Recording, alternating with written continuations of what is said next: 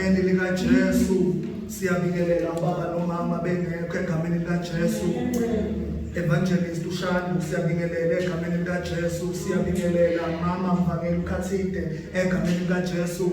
Siyababingelela omama bonke, siyabingelela nozakwethu bonke ngapha egameni likaJesu. Amen. Siyabingelela osisi no Sunday school egameni likaJesu. Amen.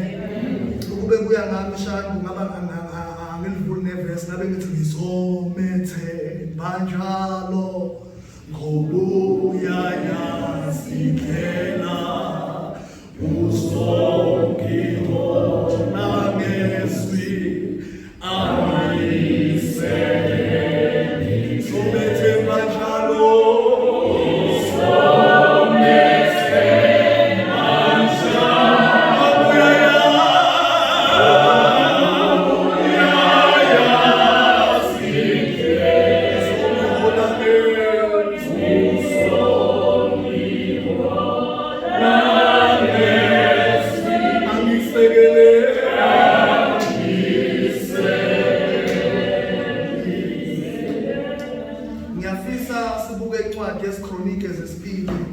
chapter 16 sizokhuluma ngaye wonke kodwa ngifisa sibuke uverse kusukela lapha kuverse 7, 8 and 9 engizowafunda inawo kepha ngiyafisa nje ukuthi sikhulume ngayo yonke le ndaba.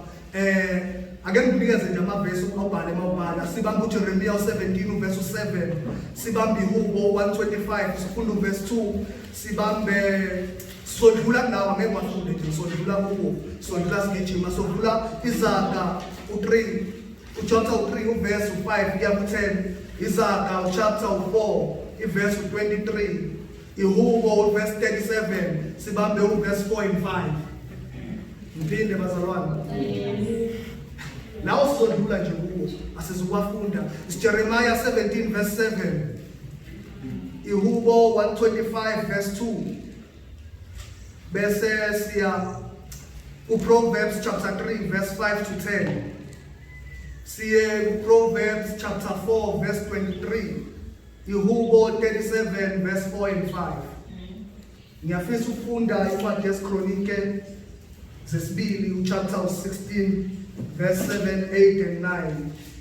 Isihloko esikhulu uprofeti wasikaHanani. Ngaleso sikhathi kweza uHanani umboni kaAsa inkosi yakwaJuda. Wathi kuye, ngokuba wencike enkosini yase-Aramu ungencikanga kuJehova uNkulunkulu wakho, ngalokho impi yenkosi yase-Aramu iphunyukile esandleni sakho. Amakhushe namalubi ayengesiyo impi enkulu yini, inezinqola nabamahashi abaningi kakhulu na?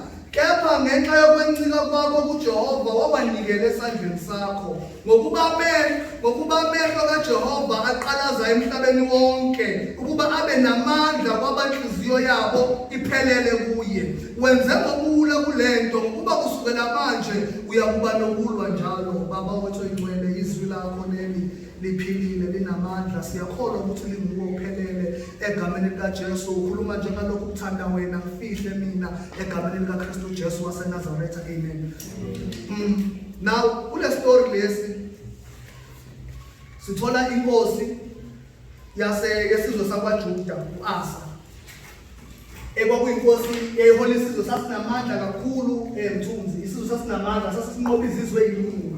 Zonke izizwe wayeyinqoba umasifunda la uAsa, wayefunda yonke okuzokuvezela lokho. But wayenezivumelwane nenkosi uBen-Hadad, inkosi yakwesinye isizwe, isizwe sakwa-Israyeli. Babe nezivumelwane nayo, okusokuthi mhla kufika impi wena uyongivikela, nami mhla ifika impi ngiyokuvikela. But masifunda kahle la sithola ukuthi izinto zonke lezi inkosi uAsa wayeyinqoba encike kuJehova, engasizwa uBen-Hadad. But masehla nayo mawuqala phezulu uzokwehla nayo uzothola ukuthi isivumelwano leso sasenziwe oyise saphinde sabamba bona. Okusho ukuthi bona babanjwe isivumelwano esawoyise. But uAsa lithi iBhayibheli wayencikile kuNkulunkulu. Wanqoba amakhushe, ngesilungu sithi ama-Ethiopian, wanqoba amakhushe nama-Libyans. Wawanqoba because wayencikile kuNkulunkulu. Kodwa la ngifuna ukuya khona, ngifuna sihlale kuverse 9 kakhulu. Lithi ngokuba amehlo kaJehova aqalaza emhlabeni wonke, ukuba abe namandla kwabanhliziyo yabo iphelele kuye. Ngibanjwa ilento yokuthi inhliziyo yakho iphelele kuphi. Into eyashaya uAsa ukuthi azasuke ekucikeni kuJehova ukuthi wathemba isivumelwano babenaso noBenadadi. But then when masibuyele emuva lithi iBhayibheli wayemthembile uNkulunkulu elwa nalabo abanye. But kwathi mayesebona ukuthi impi azobhekana nayo impi yama-Aram okwakuyisizwe esikhulu wayesaba. Wase ukusaba kwakhe kwamenza washifta kuNkulunkulu wayoncika kwenye indawo.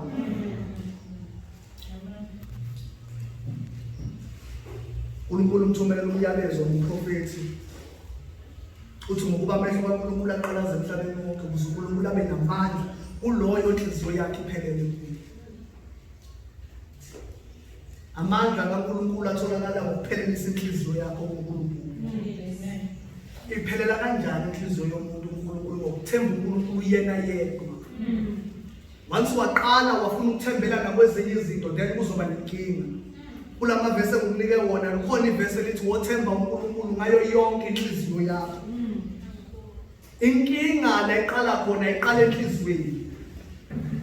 Shandu wayekhuluma indaba yenhliziyo ngelinye ilanga but problem la iqala khona iqala phakathi enhliziyweni. La iqala khona ukwenzeka izinto. Abantu namhlanje baze basuke uNkulunkulu besindisiwe mamatiwane bemazi uJesu njengenkosi nomsindisi besindisiwe kodwa bayithole bayohlola kwezinye izangoma ezisindisiwe.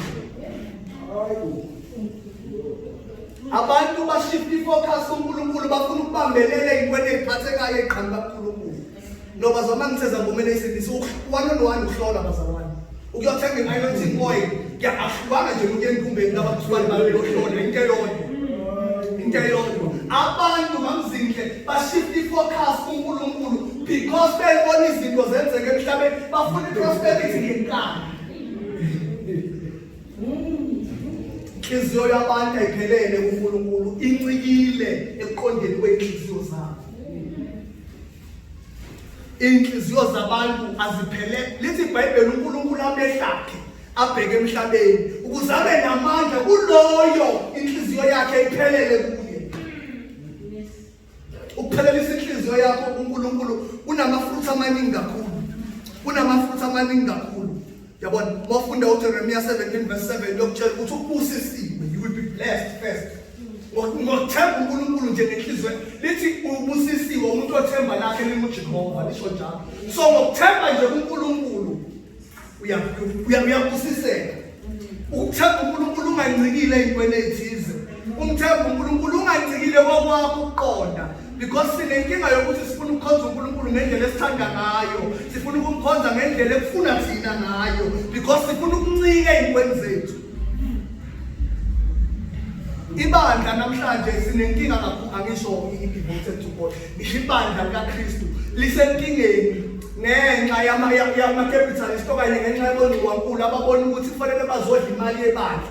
But nabazalwane ngezizathu sokuthi abamthembi uJehova they go and buy lezo zinto zalezo zangoma. Izangoma bazalwane ngiyaxolisa ngizokusho without fear of favor. Izangoma bazalwane bayizangoma. Mawuthi usebenzisa anointing oil ngabakusibani bani wazi ukuthi uyafana nomuntu ophethe umuthi wesangoma. Because awulazi altare abeke kuyo lento ngenkathi ethandazeni awuwazi ama-spirits awafake kuyona ngenkathi ethandazeni. Lithi iBhayibheli wothemba uJehova uNkulunkulu ngayo yonke inhliziyo yakho. Thina sifanele ukuncika kuNkulunkulu kuphela mthunzi. Sifanele ukuthemba uNkulunkulu ngakho konke. Yabona lithi iBhayibheli mafunda amaHubo 125 lithi njengalokho intaba ihaqa eJerusalema kanjalo uJehova uhaqa abantu abathemba uNkulunkulu they are protected.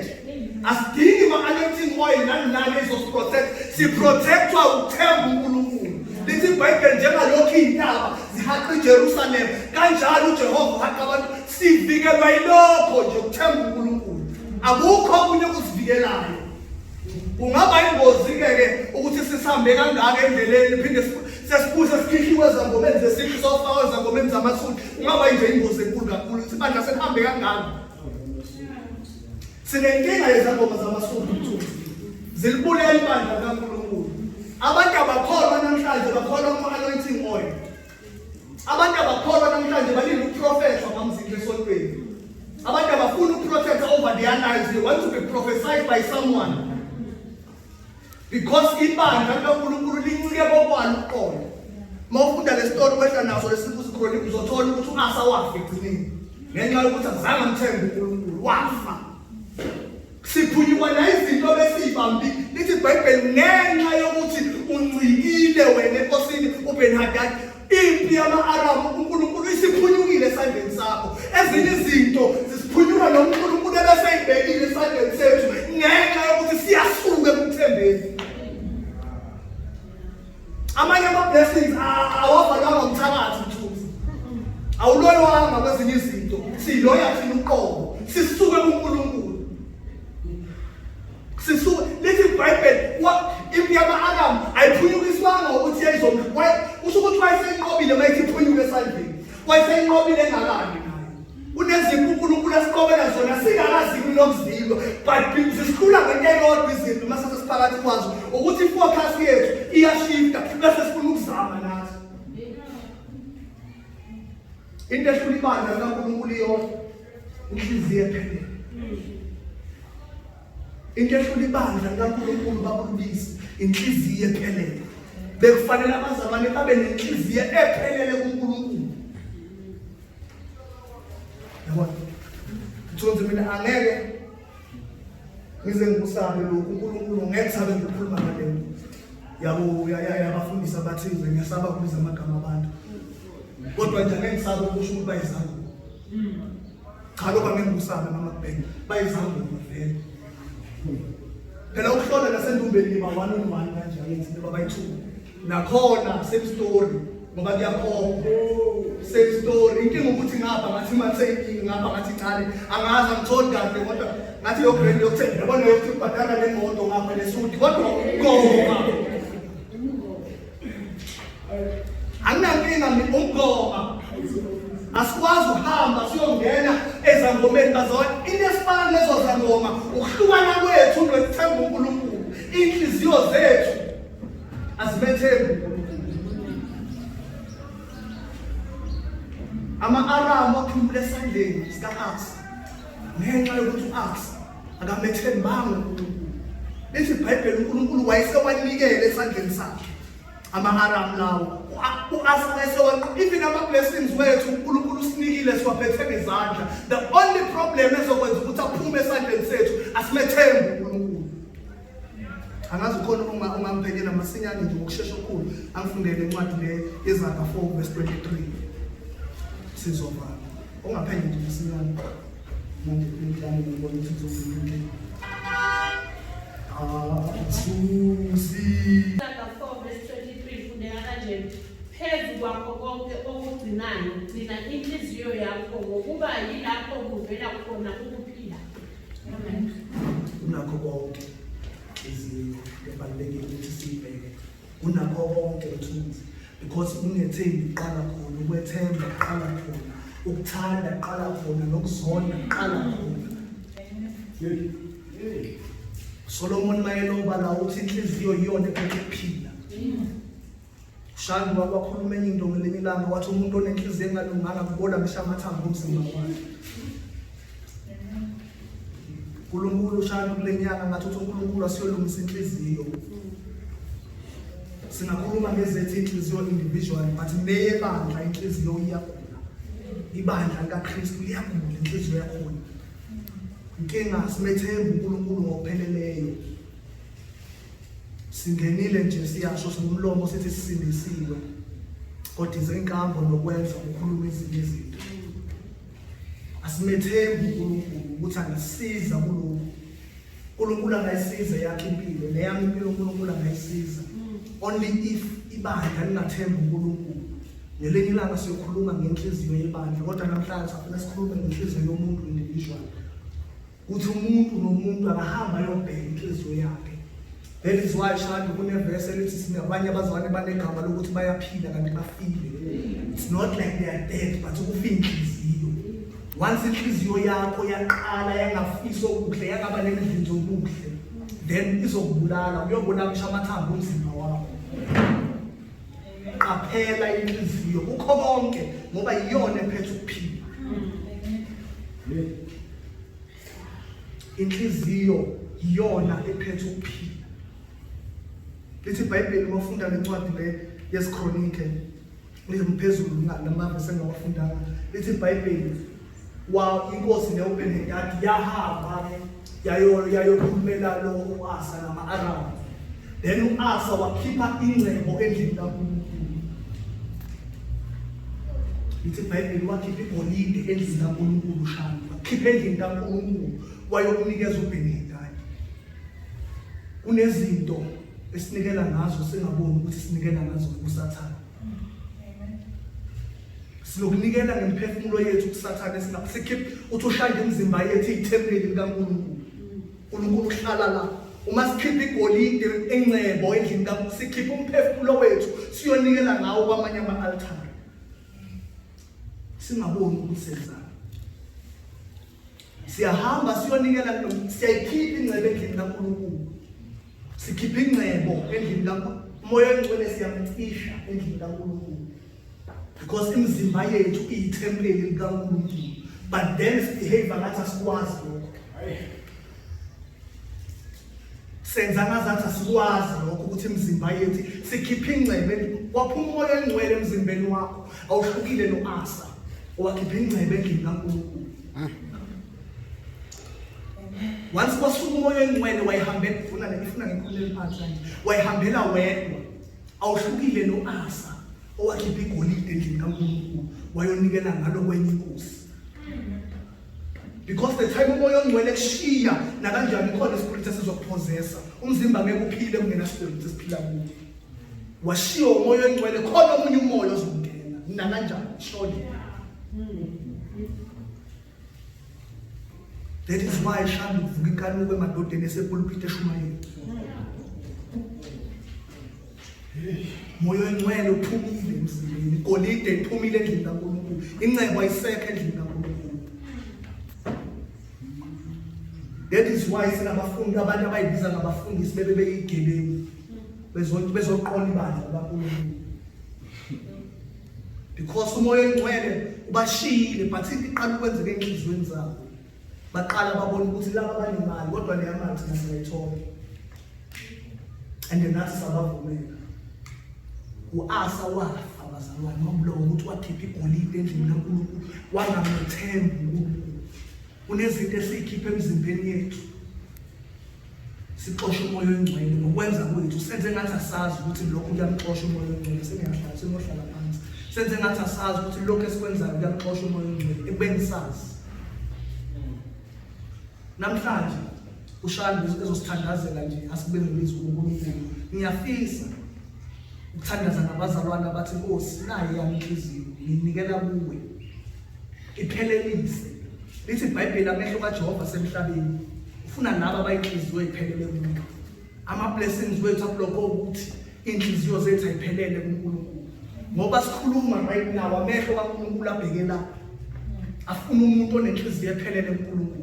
uNkulunkulu azozibonakalisa kuye. Ngoba sikhuluma njengamanje ngithunza amehlo kaNkulunkulu ahamba lapha kweduro. Athi ngoyedwa onenhliziyo ephelele kuNkulunkulu. Sihlobo sami namhlanje nawe ungazenzela umusa. Inhliziyo yakho iphelelise kuNkulunkulu. Okunye qala uphelelise inhliziyo, okunye nokunye kuyosala endleleni. First uphelelise inhliziyo kuNkulunkulu. Again ngishiya mina story esiqala bazwana sengihlala phansi. Recently nje kuswa ngoFebruary bengigula ayindabona. Bengigula bazalwane. Mhlawumbe bazalwane bazobona ukuthi ngikule ngoba isikhathi sengibone khona isempilo. Bengigula bazalwane to an extent yokuthi vele nami bese ngisho ukuthi noma ngingafa kusenankinga. I read this verse yokuthi uNkulunkulu ufuna abantu abanenhliziyo ephelele kuye. And yangivuselela. Ya bazalwane ngendlela engase sengizame bodokotela ngakhona ngase sengikhathele. Ngivelwa amathumba almost 45 yamathumba enginawo la emzimbeni ngihamba nawo. Almost 45 yamathumba la emlenzeni hayi kwendawo. Ngihamba nawo. But uNkulunkulu ngifundela shana ukuthi ngiyazonda ngahlangana naleli verse. wathi uNkulunkulu ufuna abantu abanhliziyo zabo ziphelele kuye. Ngabuza ukuthi why uNkulunkulu unganqobi kanti unalokugula? Then i-answer ngayithola ukuthi inhliziyo yami ayiphelele kuNkulunkulu. Kunalokho ngithemba ukuthi odokotela bazongilapha ngokuhlakanipha babo, hayi ngokuhlakanipha kaNkulunkulu. To my surprise, bazalwane, okay, akhona, but then ayaphela. What I did was uNkulunkulu thatha over. Mina vele ngibonile ukuthi yami impilo mayingaphathwa yimizungu. So nawe sihlobo sami ungazenzela umusa nje namhlanje. Uthi Nkosi, inhliziyo yami qala nginikela kuwe. Iphelelise kuwe. Ngiyabonga.